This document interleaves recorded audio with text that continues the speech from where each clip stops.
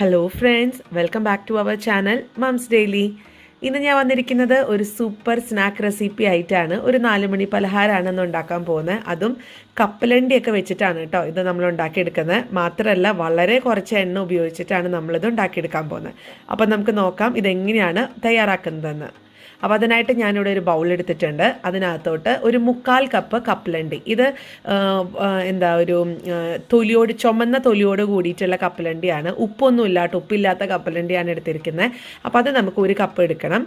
ഇനി നമുക്ക് ഈ കപ്പലണ്ടി ഒന്ന്, അല്ലെങ്കിൽ നിലക്കടല എന്നൊക്കെ പറയും കേട്ടോ, ഇതൊന്ന് പുഴുങ്ങിയെടുക്കാനുണ്ട്. അപ്പോൾ അതവിടെ ഇരിക്കട്ടെ. അപ്പോൾ അതിന് ഈ പുഴുങ്ങിയെടുക്കാൻ വേണ്ടിയിട്ട് ഒരു പാൻ അടുപ്പത്ത് വെച്ചിട്ടുണ്ട്. പാനിനകത്തോട്ട് ആവശ്യത്തിനുള്ള വെള്ളം ഒഴിക്കാം. ഒന്ന് വെള്ളം ചെറുതായിട്ട് ചൂടൊക്കെ ആവാൻ തുടങ്ങുന്ന സമയത്ത് ഒരു 1/4 ടീസ്പൂൺ ഉപ്പ് ചേർക്കണം. അതോടൊപ്പം തന്നെ 1/2 ടേബിൾ സ്പൂൺ എണ്ണ, ഇത് സൺഫ്ലവർ ഓയിലോ വെളിച്ചെണ്ണയോ എന്താണെങ്കിലും കുഴപ്പമൊന്നുമില്ല, അതൊന്ന് ഒഴിച്ചു കൊടുക്കുക. അതിനുശേഷം ഇതെല്ലാം കൂടെ ഒന്ന് മിക്സ് ചെയ്യുക. ചെറുതായിട്ട് ഒന്നും കൂടി ഒന്ന് ചൂടായി തിളച്ച് വരാൻ തുടങ്ങട്ടെ. അപ്പോൾ ഇതാ ചെറുതായിട്ട് തിളച്ച് വരാൻ തുടങ്ങുന്നുണ്ട്. ആ ഒരു സമയത്ത് നമ്മൾ എടുത്ത് വെച്ചിരിക്കുന്ന 1/4 കപ്പ് വരുന്ന അളവിലുള്ള കപ്പലണ്ടി അല്ലെ നിലക്കടല നമുക്ക് ഈ ഒരു പാത്രത്തിനകത്തോട്ട് ഇട്ട് കൊടുക്കാം. അതിനുശേഷം നമുക്കൊരു 6 മിനിറ്റ് മുതൽ 6 മിനിറ്റ് മുതൽ ഒരു 8 മിനിറ്റ് വരെ കൂട്ടാം. ആ ഒരു സമയം വരെ നമുക്കൊരു മീഡിയം ഫ്ലെയിമിലിട്ടിട്ട് ഇതൊന്ന് നന്നായിട്ട് തന്നെ ഒന്ന് പുഴുങ്ങിയെടുക്കണം. അല്ലെങ്കിൽ നമ്മളത് വേവിച്ചെടുക്കാന്നൊക്കെ പറയത്തില്ല, ഇത് ചെറുതായിട്ട് സോഫ്റ്റ് ആവാൻ തുടങ്ങും. അതുവരെ നമുക്കൊന്ന് വെയിറ്റ് ചെയ്യാം. അപ്പം ഞാനൊരു 7 മിനിറ്റ് കഴിഞ്ഞിട്ട് നമുക്കൊന്ന് നോക്കാം. അങ്ങനെ ഇവിടെ 7 മിനിറ്റ് സമയം കഴിഞ്ഞിട്ടുണ്ട്. ഞാനപ്പോൾ കപ്പലണ്ടി ഇടയ്ക്ക് ഒന്ന് പിടിച്ചു നോക്കിയായിരുന്നു കേട്ടോ. അപ്പം നന്നായിട്ട് സോഫ്റ്റ് ആയിട്ട് വന്നിട്ടുണ്ട്. അപ്പോൾ ഇങ്ങനെയാണ്. അത് നമ്മളൊന്ന് ഞെക്കി കഴിയുമ്പോഴത്തേക്ക് നമുക്കറിയാം ഇച്ചിരി നമ്മൾ ഈ കപ്പലണ്ടിയൊക്കെ പുഴുങ്ങി കഴിഞ്ഞാലത്തെ ഒരു സോഫ്റ്റ്നെസ് ഉണ്ടല്ലോ, ആ ഒരു സോഫ്റ്റിലോട്ട് വന്നിട്ടുണ്ട്. ഇത് തന്നെയാണ് ഇതിൻ്റെ ഒരു പരുവം. അപ്പോൾ ഞാൻ ഫ്ലെയിം ഓഫ് ചെയ്തിട്ടുണ്ട്. ഇനി നമുക്കിതൊരു അരിപ്പയിലോട്ട് ഒന്ന് അരിച്ചൊഴിക്കണം. അപ്പോൾ ഇനി ഇതിലത്തെ വെള്ളമൊക്കെ ഒന്ന് വാർന്ന് പോട്ടെ, അതുവരെ അവിടെ ഇരിക്കട്ടെ. അപ്പോൾ വെള്ളമൊക്കെ ഒന്ന് നന്നായിട്ടൊക്കെ ഇതിലത്തെ പോയിട്ടുണ്ട്. ഇനി നമുക്കിതൊരു ബൗളിനകത്തോട്ട് മാറ്റി ഇടാം. ഇനി ഇത് നന്നായിട്ട് തന്നെ ചൂടാറണം. അതിനായിട്ട് നമുക്ക് കൈ വെച്ചിട്ടോ സ്പൂൺ വെച്ചിട്ടോ ഇതൊന്ന് നന്നായിട്ടൊന്ന് പരത്തി കൊടുത്തു കഴിഞ്ഞാൽ ഇത് നന്നായിട്ട് തന്നെ ചൂടാറി വരും പെട്ടെന്ന് തന്നെ. അപ്പോൾ ചൂടൊക്കെ ആറി വന്നിട്ടുണ്ട് നമ്മൾ പുഴുങ്ങിയെടുത്ത കപ്പലണ്ടി. ഇനി നമുക്കിത് മിക്സിയിൽ ഒരു ജാർ എടുക്കുക. അതിനകത്തോട്ട് ഇതൊന്ന് ഇട്ട് കൊടുക്കുക. എന്നിട്ട് ഇത് ഒത്തിരി അങ്ങ് അടിച്ചെടുക്കരുത് കേട്ടോ. നമ്മൾ ഈ ഒരു കപ്പലണ്ടി ചെറുതായിട്ടൊന്ന് ഒന്ന് പൊടിയണം, അത്രയേ ഉള്ളൂ. ഒത്തിരി അങ്ങ് പൗഡർ പോലെ ആവണ്ട. അപ്പോൾ ഞാനിതൊന്ന് ജസ്റ്റ് ഒന്ന് ക്രഷ് ചെയ്തെടുത്തിട്ടേ ഉള്ളൂ. നമുക്ക് ഈ രീതിക്കാണ് കിട്ടിയിട്ടുള്ളത്. കണ്ടോ, എന്നാൽ കപ്പലണ്ടി ഇങ്ങനെ ചെറിയ ചെറിയ കുഞ്ഞു കുഞ്ഞു കഷ്ണങ്ങളായിട്ട് നമുക്ക് കിടക്കുന്നതുകൊണ്ട് അങ്ങനെയാണ് വേണ്ടത്, പൊടിയല്ല. അപ്പോൾ ഇതൊരു ബൗളിനകത്തോട്ട് ഇട്ടിട്ടുണ്ട്. ഇനി നമുക്കിതിനകത്തോട്ട് സവോള ചേർത്ത് കൊടുക്കണം. ഞാനിന്നിപ്പോൾ ഇവിടെ ഒരു 1/2 സവോള, മീഡിയം സൈസായിട്ടുള്ള സവോളയുടെ ഒരു പകുതി ഭാഗം എടുത്ത് ചെറുതായിട്ട് അരിഞ്ഞിട്ടുള്ളത് ചേർത്ത് കൊടുക്കുന്നുണ്ട്. പിന്നെ പച്ചമുളക്, അത് എരിവിനനുസരിച്ചിട്ടാണ്. ഞാനിവിടെ ഒരു പച്ചമുളക് ചെറുതായിട്ട് അരിഞ്ഞിട്ട് ചേർക്കുന്നുണ്ട്.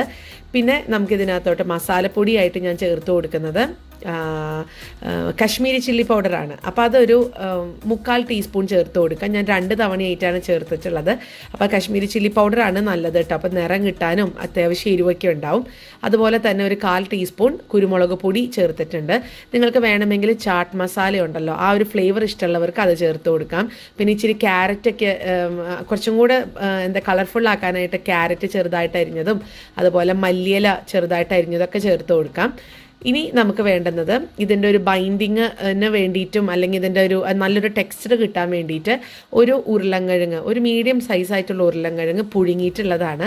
അത് നമുക്കിതുപോലെ ഗ്രേറ്ററിലൊന്ന് ഗ്രേറ്റ് ചെയ്തിട്ട് വേണം ഒന്ന് ചേർക്കാനായിട്ട്. ഇങ്ങനെ ഗ്രേറ്റ് ചെയ്യുമ്പം നമുക്കെല്ലാം ഒരുപോലെ കിട്ടും. അതല്ല നമ്മൾ കൈ വെച്ചിട്ട് ഇതൊന്ന് ഉരുളൻകിഴങ്ങ് ഉടച്ചെടുക്കുവാണെങ്കിൽ അത് നമുക്കറിയാം ചെറിയ ചെറിയ കുഞ്ഞു കുഞ്ഞു കട്ടകളൊക്കെ അവിടെ ഇവിടെയൊക്കെ കെടുക്കും. അപ്പോൾ അത് ഒഴിവാക്കാൻ വേണ്ടിയിട്ട് ഇതുപോലെ ഗ്രേറ്ററിലൊന്ന് ഗ്രേറ്റ് ചെയ്യുന്നതാണ് ഏറ്റവും നല്ലത്. അത് ഉരുളൻകിഴങ്ങ് നമ്മൾ പുഴുങ്ങിയിട്ട് ആഡ് ചെയ്യുന്ന ഏതൊരു റെസിപ്പിക്കും നമ്മളിതുപോലെ ഗ്രേറ്റ് ചെയ്യുവാണെന്നുണ്ടെങ്കിൽ കുറച്ചും കൂടെ നല്ലതാണ് കേട്ടോ, നമ്മൾ കൈ വെച്ച് ഉടയ്ക്കുന്നതിനേക്കാളും. അപ്പോൾ കണ്ടോ, എല്ലാം ഒരുപോലെ വന്നിട്ടുണ്ട്. ഇനി നമുക്കിതിനകത്തോട്ട് ആവശ്യത്തിനുള്ള ഉപ്പ് ചേർക്കുക. ഉപ്പ് ചേർക്കുമ്പോൾ പ്രത്യേകം ശ്രദ്ധിക്കുക, നമ്മൾ കപ്പലണ്ടിക്കകത്തോട്ട് ഉപ്പ് കുറച്ചൊക്കെ ചേർത്തിട്ടുണ്ടായിരുന്നു. അപ്പോൾ അത് മനസ്സിൽ കണ്ടിട്ട് ഇവിടെ ഉപ്പ് ചേർക്കുക. അപ്പോൾ ആദ്യം കുറേശ്ശെ ചേർക്കുക, എന്നിട്ട് വേണമെങ്കിൽ പിന്നെ ചേർക്കാമല്ലോ, അല്ലെങ്കിൽ ആദ്യമേ തന്നെ ഒത്തിരി ചേർക്കേണ്ട കാര്യമില്ല. ഇനി നമുക്കിതിന് വേണ്ടിയിട്ടുള്ള ഒരു കോട്ടിങ്ങിനൊക്കെ വേണ്ടിയിട്ട് അരിപ്പൊടി ചേർത്ത് കൊടുക്കാം. ഞാനിവിടെ 2 ടേബിൾ സ്പൂൺ അരിപ്പൊടിയാണ് ചേർക്കുന്നത്. നിങ്ങൾക്ക് അരിപ്പൊടിക്ക് പകരം കോൺഫ്ലവർ ഉണ്ടെന്നുണ്ടെങ്കിൽ അത് ചേർത്ത് കൊടുക്കാം കേട്ടോ, അല്ലെങ്കിൽ ഗോതമ്പ് പൊടി അല്ലെങ്കിൽ മൈദ, ഇതിലേതെങ്കിലുമൊക്കെ ചേർത്ത് കൊടുക്കാം. നമുക്ക് നല്ലൊരു ബൈൻഡിങ് ആവണം എന്ന് മാത്രമേ ഉള്ളൂ. അപ്പോൾ ഇനി ഞാൻ ആദ്യം സ്പൂൺ വെച്ചിട്ടൊക്കെ ചെറുതായിട്ടൊക്കെ മിക്സ് ചെയ്തു, പക്ഷെ അത് വെച്ചിട്ട് ശരിക്കും ആവുന്നില്ല. അപ്പോൾ അതുകൊണ്ട് ഞാൻ സ്പൂൺ മാറ്റി വെച്ചിട്ട് നമ്മുടെ കൈ വെച്ച് നന്നായിട്ട് തന്നെ ഇതിലത്തെ ആ ഒരു പൊടികളും അതുപോലെ ഉരുളൻകിഴങ്ങും ഒക്കെ നന്നായി മിക്സ് ചെയ്യത്തക്ക രീതിയിൽ, മിക്സ് ആകത്തക്ക രീതിയിൽ ഒന്ന് കുഴച്ചെടുക്കുന്നുണ്ട്. പിന്നെ ഇതാ ഈ ഒരു രീതിക്ക് നല്ല മാവ് കണക്കിന് നമുക്ക് കിട്ടിയിട്ടുണ്ട്. ഇനി നമുക്ക് ഇതൊന്ന് നമ്മുടെ കൈക്കൊന്ന് ഇത് ഷേപ്പ് ആക്കാനായിട്ട് ഞാനിവിടെ റൗണ്ട് ഷേപ്പിലാണ് ആക്കിയെടുക്കുന്നത്. അപ്പോൾ അതിന് വേണ്ടിയിട്ട് കയ്യിൽ അല്പം എണ്ണയോ അല്ലെങ്കിൽ വെള്ളമോ ഒന്ന് നനച്ച് കൊടുക്കുക. അപ്പം നമ്മുടെ കയ്യിൽ ഒട്ടാതെയൊക്കെ നമുക്ക് ഈസി ആയിട്ട് കിട്ടും. കാരണം ഇതിനകത്ത് ഉരുളൻകിഴങ്ങൊക്കെ ചേർത്തതുകൊണ്ട് നമുക്ക് കയ്യിൽ ഒട്ടിപ്പിടിക്കാൻ സാധ്യതയുണ്ട്. അപ്പോൾ ഇനി നമുക്ക് ഇഷ്ടമുള്ള ഷേപ്പിനകത്തോട്ട് ഇത് മാറ്റിയെടുക്കുക എന്നുള്ളതാണ്. നമുക്കിത് രണ്ട് രീതിയിലുണ്ടാക്കാം. ഒന്ന് നല്ല എണ്ണയിൽ നമുക്കിത് കോരിയെടുക്കാം. അതായത് നമ്മൾ സാധാരണ സ്നാക്കൊക്കെ വറുക്കുന്നത് പോലെ അത്യാവശ്യം ഒരു പാത്രത്തിൽ എണ്ണ ഒഴിച്ച് അതിനകത്ത് ഇങ്ങനെ മുങ്ങിക്കിടക്കുന്ന രീതിയിൽ കോരിയെടുത്ത് വറുത്ത് കോരിയെടുക്കാം. അതല്ല, ഞാൻ ഇന്നിവിടെ ഉണ്ണിയപ്പച്ചട്ടിയിലാണ് ഉണ്ടാക്കിയെടുക്കുന്നത്. അതാവുമ്പോൾ വളരെ കുറച്ച് എണ്ണ മതി. ഇച്ചിരി സമയം എടുക്കും എന്നുള്ളത് ശരിയാണ്, നമുക്ക് തിരിച്ചു മറിച്ചൊക്കെ ഇട്ട് കൊടുക്കണം. പക്ഷേ നമുക്ക് എണ്ണ കുറച്ചിട്ടുള്ള ഒരു സ്നാക്ക് ഐറ്റം എൻ്റെ അടുത്ത് കുറേ പേരായി ചോദിക്കുന്നത്. അപ്പോൾ അതുകൊണ്ടാണ് ഈ ഒരു സ്നാക്ക് ഐറ്റം പോസ്റ്റ് ചെയ്യുന്നത്. അപ്പോൾ ഇതാ ഇനിയിപ്പോൾ ഞാനിവിടെ ഷേപ്പൊക്കെ ആക്കിയെടുത്ത് വന്നിട്ടുണ്ട്. ഇനി നമ്മുടെ ഉണ്ണിയപ്പ ചട്ടി അടുപ്പത്ത് വെച്ചിട്ടുണ്ട്.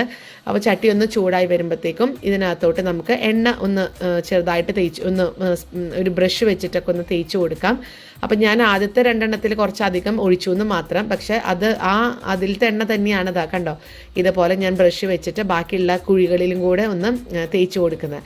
ഇനി ഒന്നുമില്ല, നമുക്ക് ഈ എണ്ണ ഒന്ന് ചൂടായിട്ടുണ്ടാവും. ഇനി നമ്മൾ ഉരുളകളാക്കി അല്ലെങ്കിൽ ഷേപ്പാക്കി വെച്ചിരിക്കുന്ന ആ കുഞ്ഞ് സ്നാക്കുകൾ ഇതിനകത്തോട്ടൊന്ന് ഇട്ട് കൊടുക്കുകയാണ് ചെയ്യുന്നത്.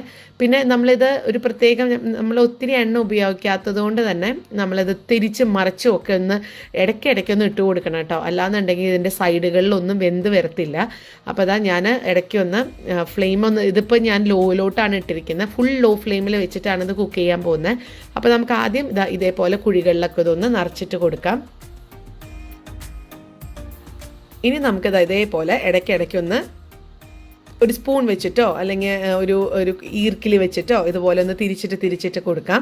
അപ്പോൾ അതെല്ലാ സൈഡും ഒരുപോലെ തന്നെ നമുക്ക് വെന്ത് കിട്ടും. ഇനി അതല്ല, നിങ്ങൾക്ക് ഇനി എണ്ണ ഒഴിച്ചത് കുറവാണെന്ന് തോന്നുവാണെങ്കിൽ വേണമെങ്കിൽ കൂടുതൽ എണ്ണ ഒഴിക്കാം കേട്ടോ. പക്ഷെ ഞാൻ എണ്ണ ഒഴിച്ചൊന്നുമില്ല, എനിക്കിത് പെർഫെക്റ്റ് ആയിട്ട് തന്നെയാണ് വന്നത്.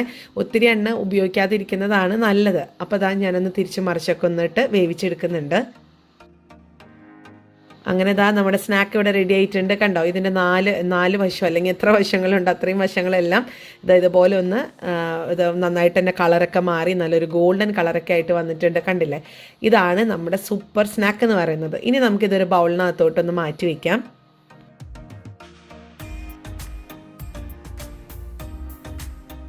ഇനി ഞാനിതാ ചൂടൊക്കെ ആറി വന്നിട്ടുണ്ട്. ഇത് സെർവിങ് പ്ലേറ്റിനകത്തോട്ട് മാറ്റുന്നുണ്ട്. ഇതാ നമ്മുടെ സൂപ്പർ സ്നാക്ക് ഇവിടെ റെഡിയാണ്. ഇതിൻ്റെ കൂടെ ബെസ്റ്റ് കോമ്പിനേഷൻ എന്ന് പറയുന്നത് നല്ല ചട്നിയൊക്കെ ഉണ്ടെന്നുണ്ടെങ്കിൽ ചട്നി നല്ല കോമ്പിനേഷനാണ്. ഇനി അതല്ല എന്നുണ്ടെങ്കിൽ ടൊമാറ്റോ കെച്ചപ്പ് നല്ലൊരു കോമ്പിനേഷനാണ്. എല്ലാവരും തീർച്ചയായിട്ടും ട്രൈ ചെയ്ത് നോക്കണം. വളരെ ഹെൽത്തി ആയിട്ടുള്ളൊരു സ്നാക്കാണ്. നമ്മളിത് കഴിക്കുമ്പോൾ ഇടയ്ക്ക് ആ കപ്പലണ്ടി കടിക്കാൻ കിട്ടുന്നതും ഒക്കെ കൂടെ സൂപ്പർ ടേസ്റ്റാണ്. എല്ലാവരും മസ്റ്റായിട്ട് ട്രൈ ചെയ്യുമെന്ന് വിശ്വസിക്കുന്നു. ഇഷ്ടപ്പെടുവാണെങ്കിൽ ലൈക്ക് ചെയ്യാനും ഷെയർ ചെയ്യാനും കമൻറ്റ് ചെയ്യാനൊന്നും മറക്കരുത്. അതുപോലെ നമ്മുടെ ഈ ചാനൽ ആദ്യമായിട്ടാണ് കാണുന്നതെങ്കിൽ സബ്സ്ക്രൈബ് ചെയ്യാനും മറക്കരുത്. അപ്പോൾ അടുത്തൊരു വീഡിയോ ആയിട്ട് നമുക്ക് ഉടനെ കാണാം. അൻറ്റിൽ ദെൻ ബൈ.